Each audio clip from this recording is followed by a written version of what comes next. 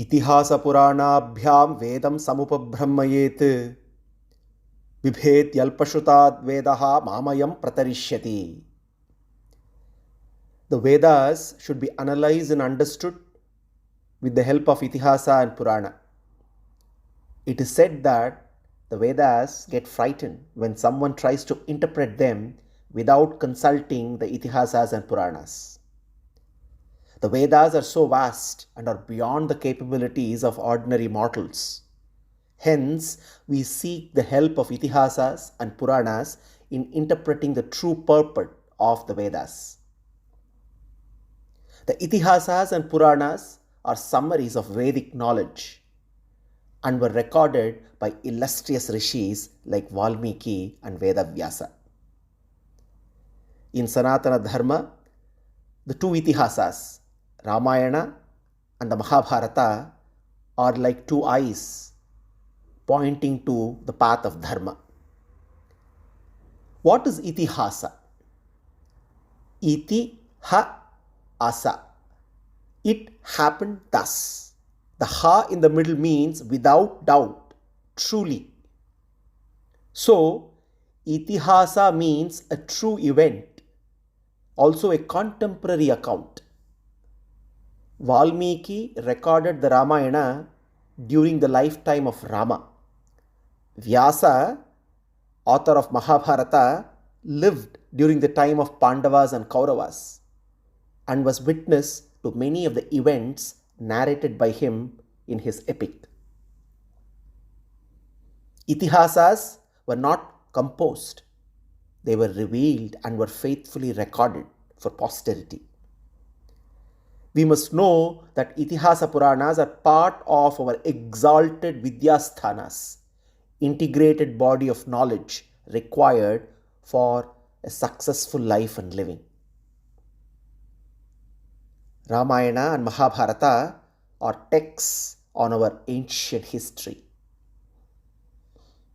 It is an unfortunate travesty of truth that the word mythology, with all its negative connotations, is being used by many, knowingly or unknowingly, in the context of our Shastras. Let us not get distracted and disturbed by the false narratives propagated on our glorious past. History, if seen from a purely materialistic perspective, after all, is nothing more than a list of names of successful and unsuccessful dead people. Decade after decade, century after century, millennia after millennia, people come, people live, people die. What is the point of it all? On the other hand, Itihasas offer an expansive perspective of history that doesn't deny the futility of the material reality, but reveals an additional divine dimension that can help us find meaning amidst the madness and all the moral destruction. Now, we must know that there is history and there is his story, Bhagavan's story. Both are factual. One part can be analyzed and understood scientifically, rationally, and the other part is beyond science and beyond our limited intellect. History is not like an empirical, repeatable science like gravity, which is proved by the falling of a fruit in the past and present. How do we know what happened historically? Broadly speaking, there are multiple ways. One way is to adopt the same methodology which historians traditionally use and then look at Ramayana and Mahabharata. We can resort to archaeology, archaeoastronomy, literature, geographical references, and so on. Archaeological evidence can be one way to know about history. archaeology can be used to demonstrate that the scriptural descriptions of characters and locations are not mythological but historical.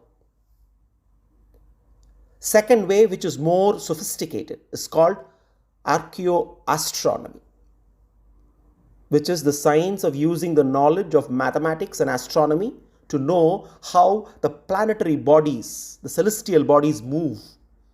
And using this, we can also predict the occurrence of eclipses and other events. We can also predict to some extent astronomical patterns.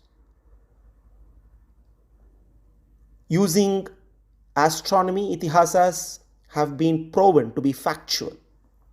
There are several descriptions of planetary alignments which can be analyzed, and the occurrence of these astronomical formations can be confirmed. Another way is cross-referencing other texts, use of literature.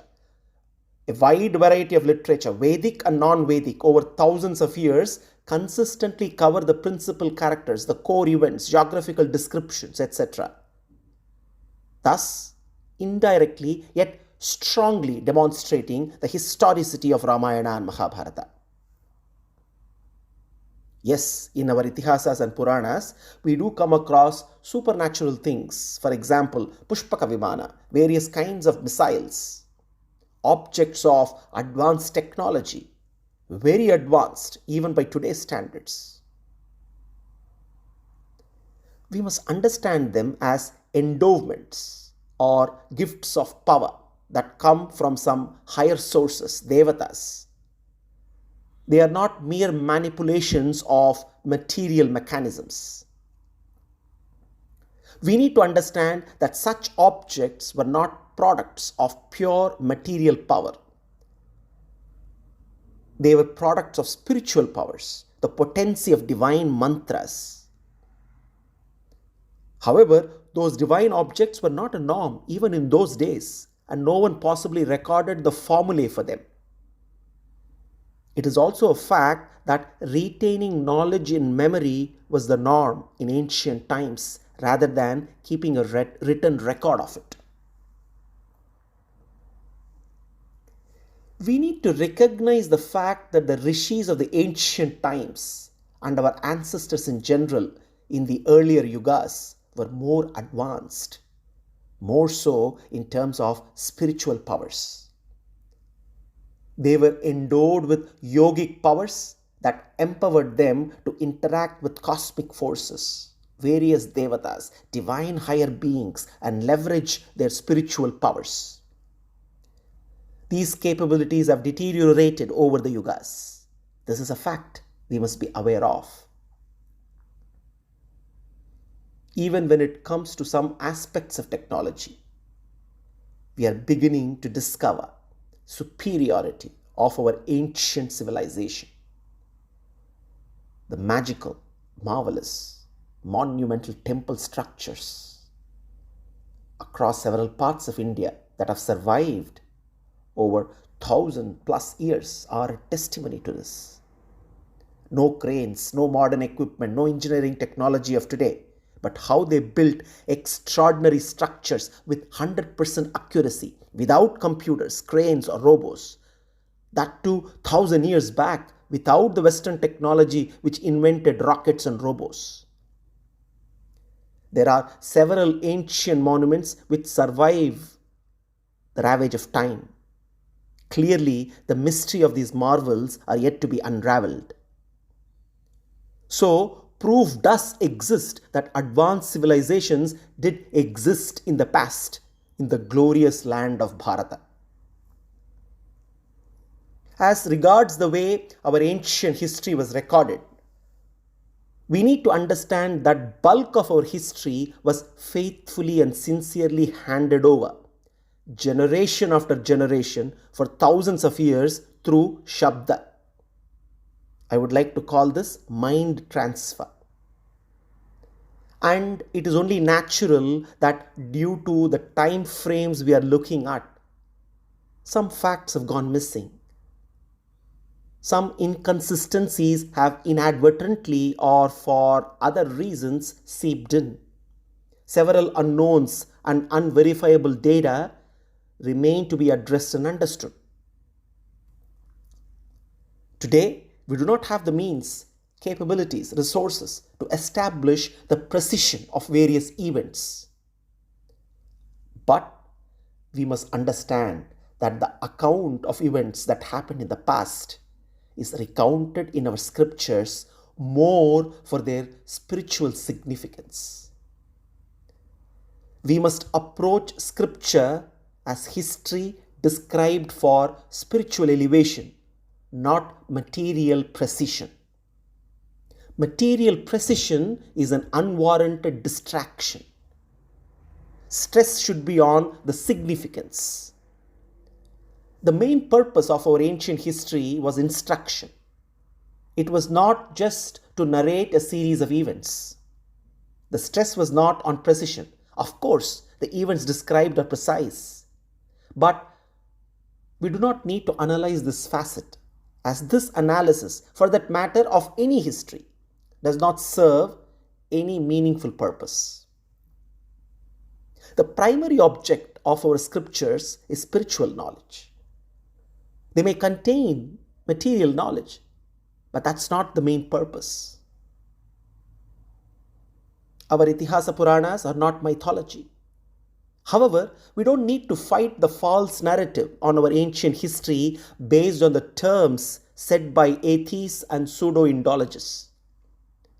We must redefine the framework of the discourse on significance instead of fighting the battle of mythology or not.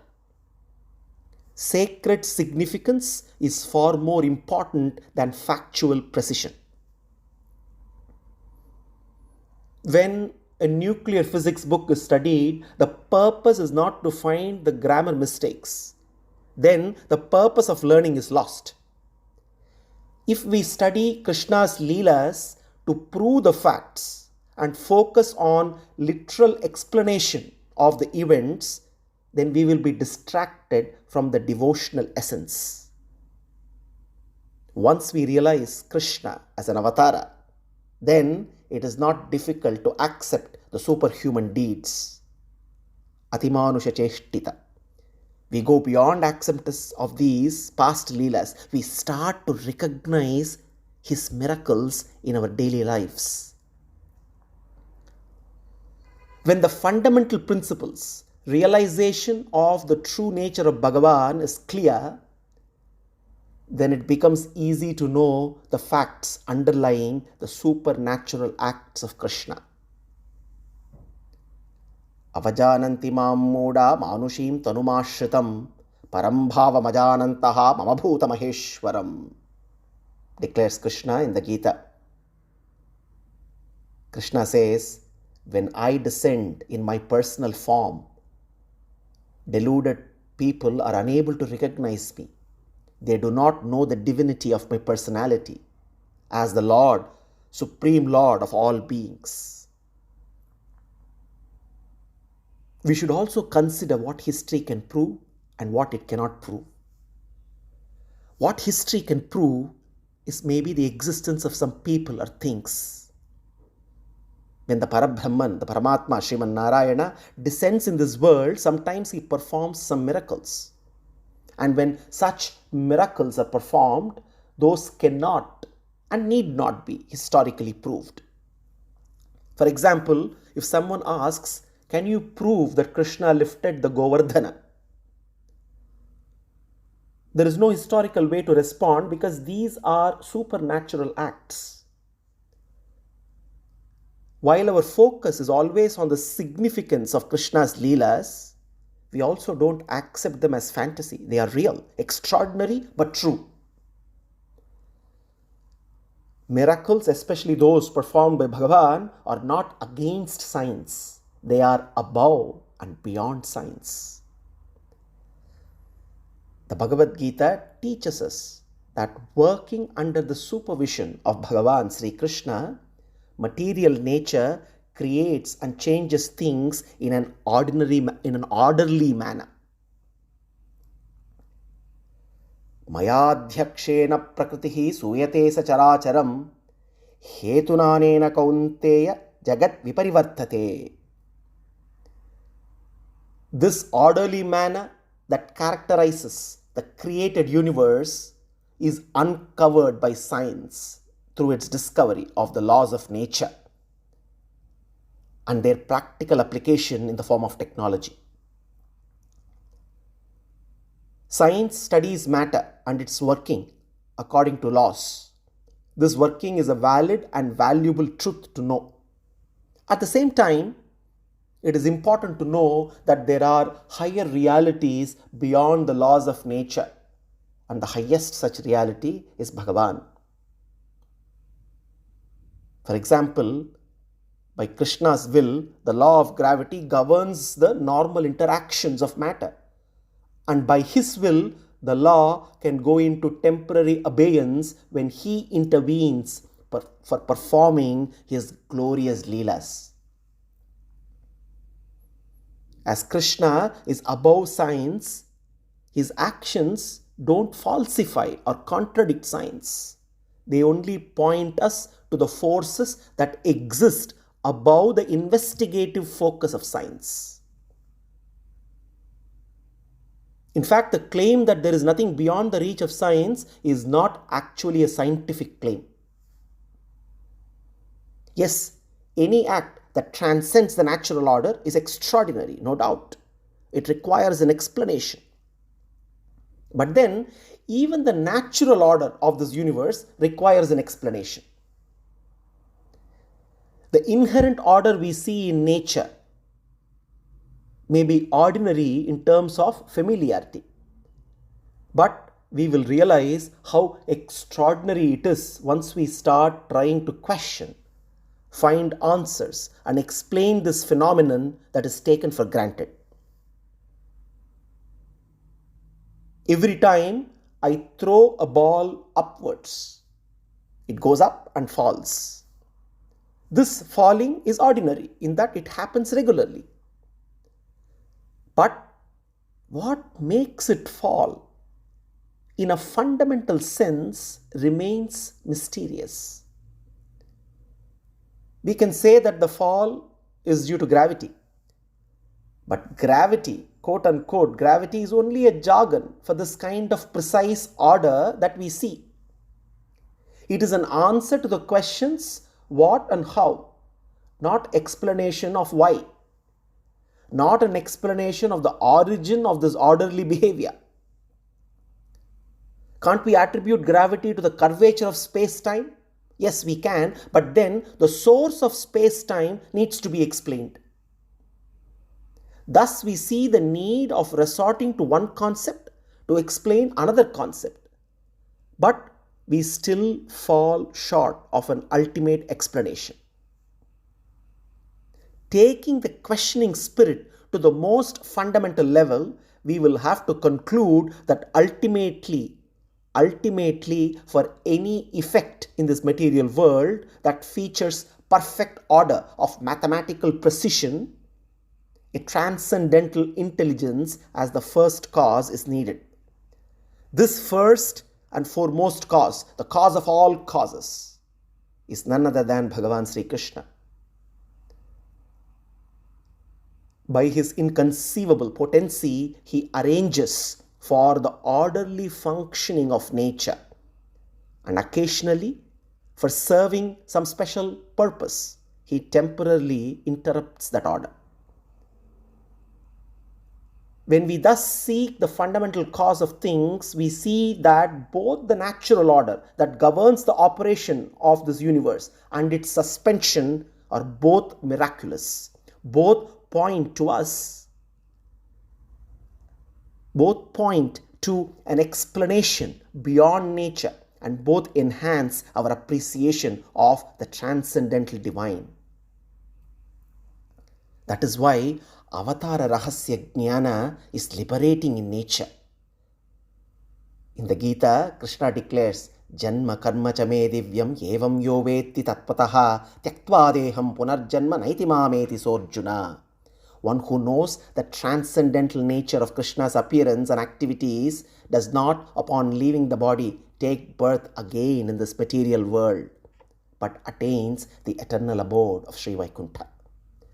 Ajopi san avyayatma bhutanam ishvaropi san prakritim swam adhishtaya sambhavami atma mayaya, declares Krishna. Although I am unborn, the Lord of all living entities, having an imperishable nature, yet I appear in this world by virtue of my will, declares Krishna.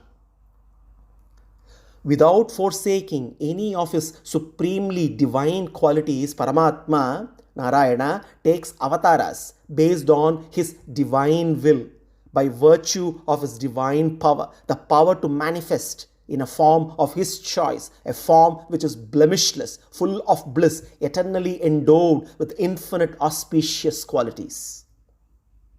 In conclusion, we must understand that God is not just a passive cosmic presence, but also an active universal agent who shapes history according to his benevolent will for the gradual purification and eventual liberation of all. Therefore, when we see Krishna with supreme Shraddha as the ultimate historical agent, we also start seeing history as his story.